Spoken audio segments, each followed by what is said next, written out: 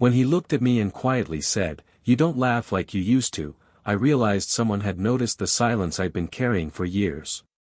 The story begins at a family gathering that should have been filled with warmth, laughter, and the easy flow of conversation.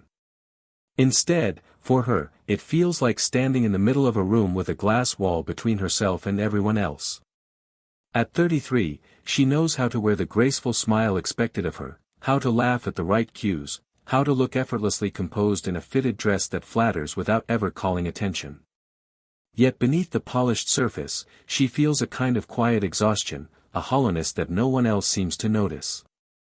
She stands near the window, teacup in hand, stirring the liquid with slow, absent circles. The spoon clinks against the porcelain, a delicate, rhythmic sound almost lost beneath the steady hum of voices and laughter around the living room. Her cousin and friends are exchanging stories, leaning in toward one another, their faces bright with delight. It's a scene that should be comforting. Instead, she watches as if from afar, a spectator at her own life. It's then that she notices him, her cousin's husband. He is only 23, yet there is something in the way his eyes rest on people that feels older, more thoughtful. His posture is easy, relaxed, but his gaze has a depth she has rarely found in others. While everyone else is caught up in the swirl of conversation, he notices her silence. He doesn't stare, not in a way that would draw attention, but she feels the weight of his glance lingering across the room. She shifts slightly, trying to shake off the awareness, yet she finds herself glancing back. There's no judgment in his expression, no casual curiosity, only a quiet recognition.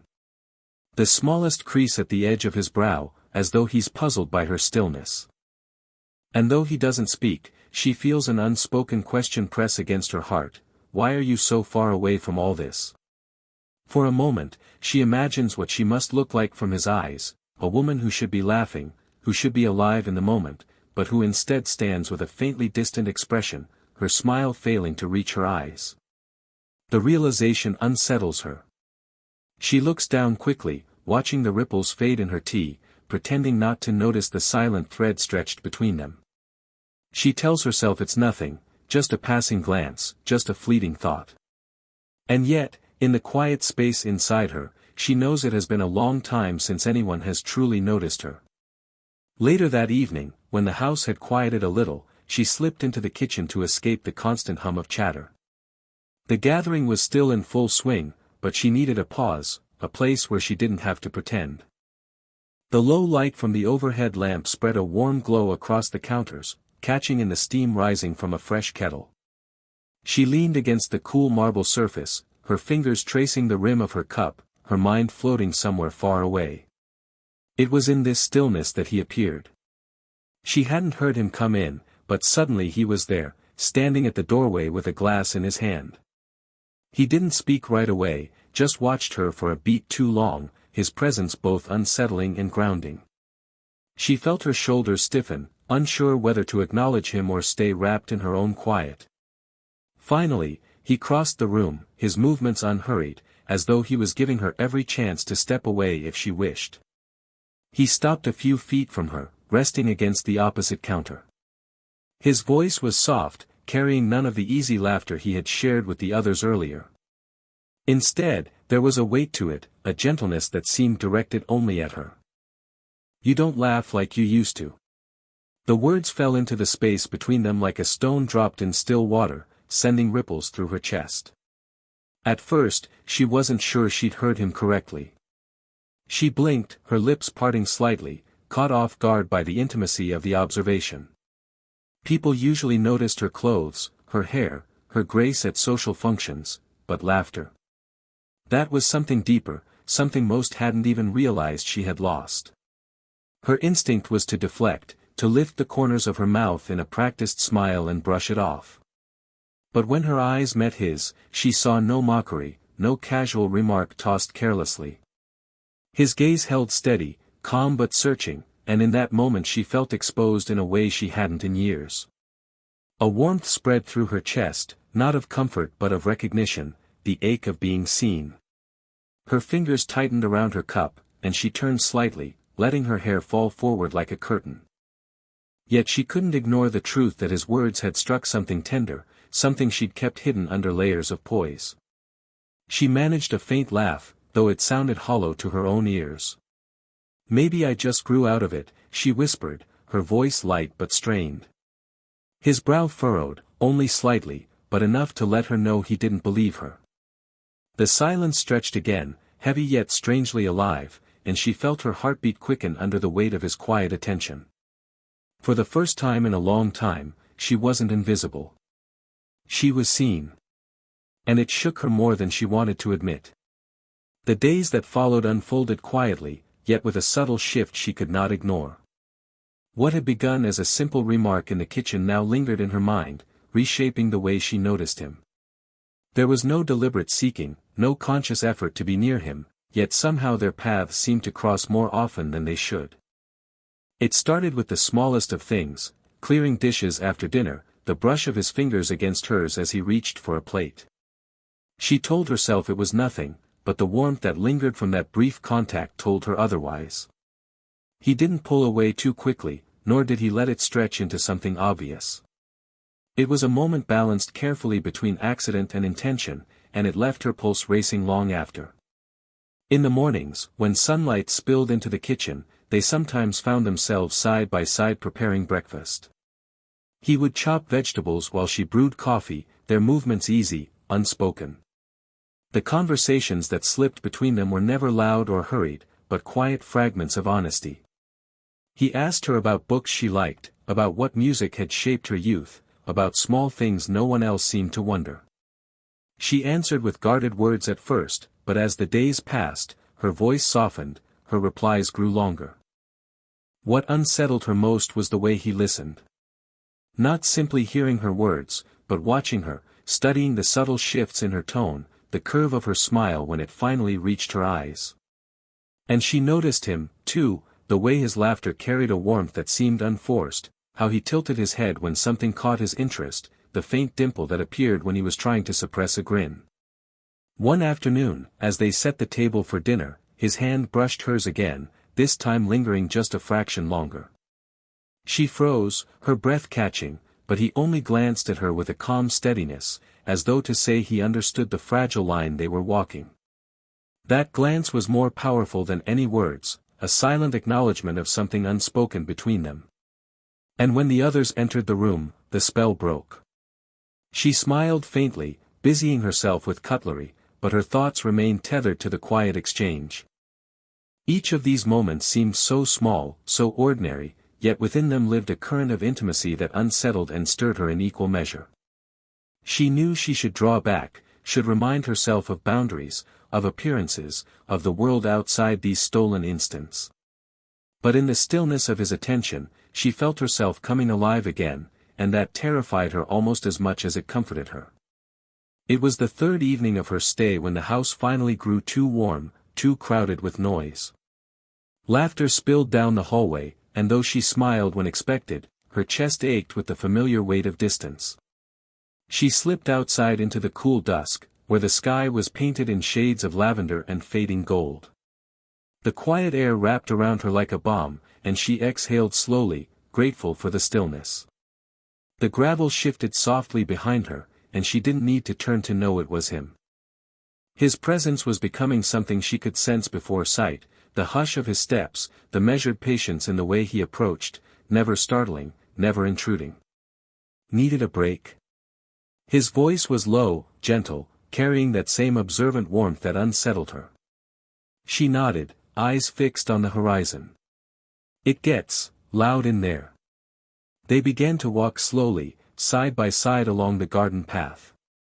For a while, neither spoke. The silence between them wasn't heavy, though, it felt alive, threaded with something unspoken. She heard the faint sound of crickets, the distant hum of traffic, the steady rhythm of their steps brushing against gravel. Finally, he spoke again, softer this time. Sometimes I feel like I don't fit in with them either. She turned to glance at him, surprised. You're the youngest. They adore you. He smiled faintly, but it didn't reach his eyes. They laugh at my jokes, sure. But I don't think they see me. Not really. Not the parts that matter. His voice faltered just slightly, and she felt the honesty in it. Something stirred in her chest, a resonance, as if he had touched the very chord she'd been hiding behind her practiced composure. I know that feeling, she whispered before she could stop herself. Being surrounded, but invisible. He stopped walking then, just enough to turn toward her. The last light of day caught in his eyes, and for a moment she felt pinned by the intensity of his gaze. A loose strand of her hair slipped across her cheek with the breeze, and before she could brush it away, his hand lifted. His fingers grazed her skin as he tucked it gently behind her ear. The touch was so slight, so careful, yet it sent a tremor through her body. Neither of them moved to break the closeness. The air between them pulsed with something fragile and unspeakable. Her breath caught in her throat, but instead of stepping away, she let herself hold his gaze for one quiet, dangerous heartbeat. And then she turned, resuming the walk as if nothing had happened, though every part of her still burned from that fleeting touch. The evening walk lingered in her thoughts long after it ended.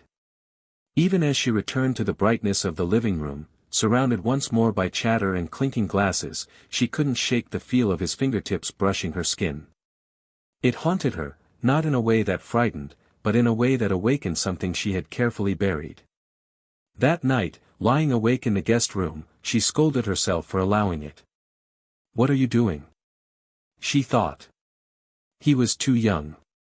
He belonged to another life, one tied to her cousin, one entirely forbidden. She pressed her palms over her eyes, reminding herself of the years that separated them, the expectations of family, the weight of judgment that would fall like a storm if anyone suspected what stirred quietly between them. And yet, when she closed her eyes, she saw his gaze again, steady and unflinching, as though he could read her silences. The next day she tried to pull away. She busied herself with chores, excusing herself from conversations, making sure to keep a polite distance whenever he entered the room. At dinner she sat across from him, carefully avoiding his eyes, determined to bury the spark before it grew into something uncontrollable. But distance did nothing to dull her awareness of him.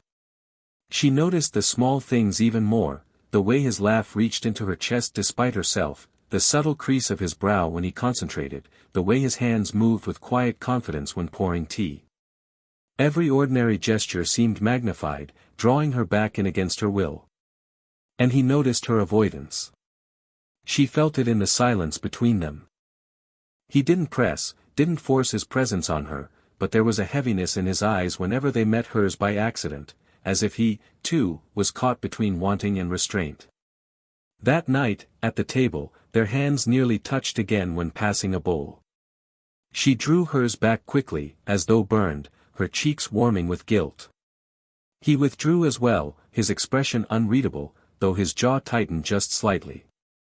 The rest of the meal passed in careful civility.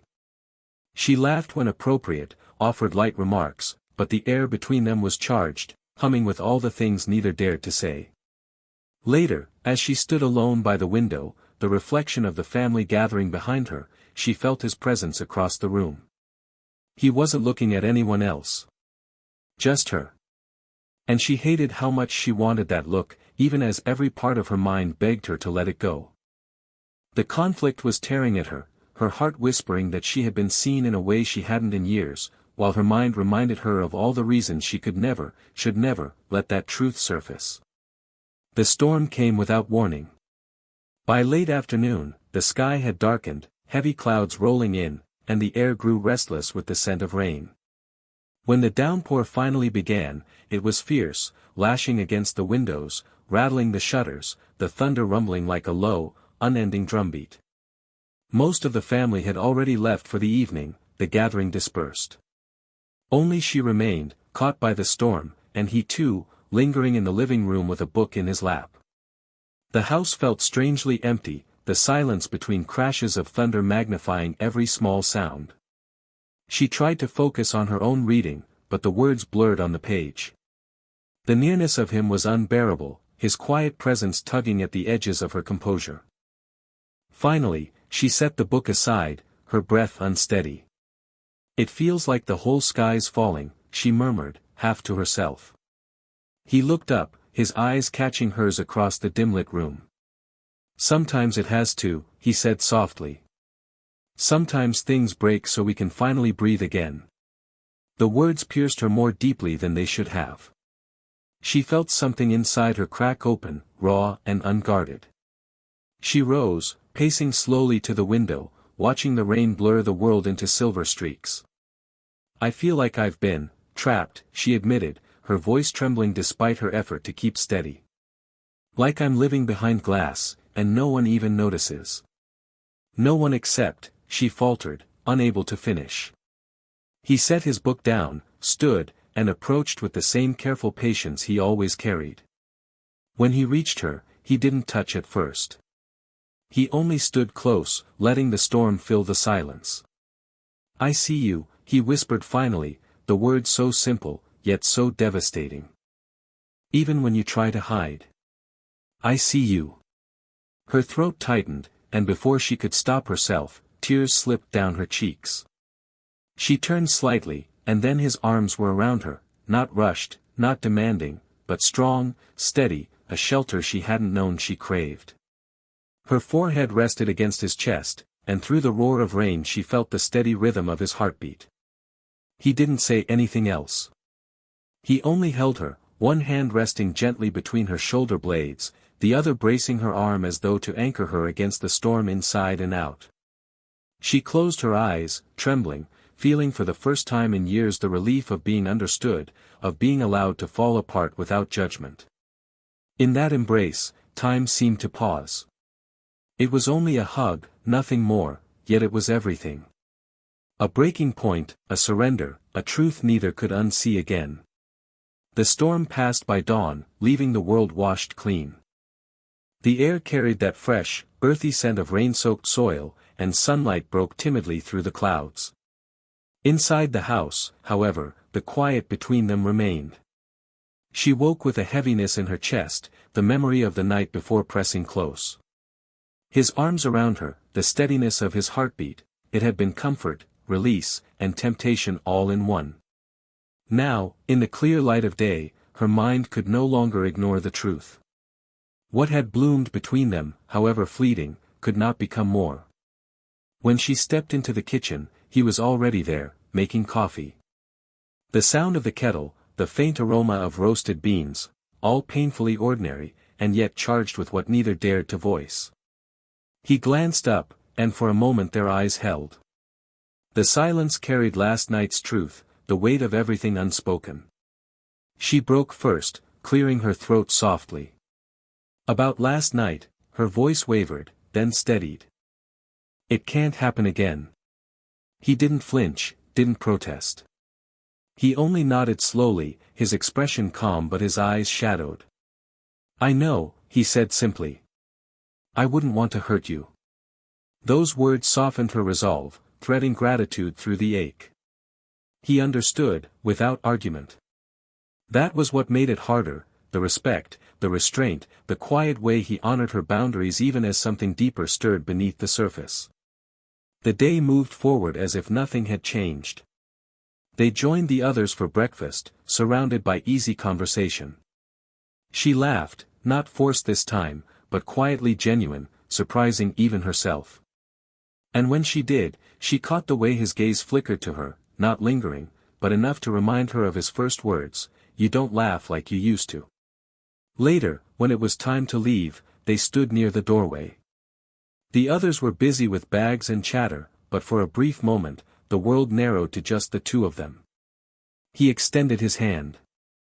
It wasn't dramatic, just a simple gesture, but when she placed hers in his, the warmth of his palm spread through her like a slow current.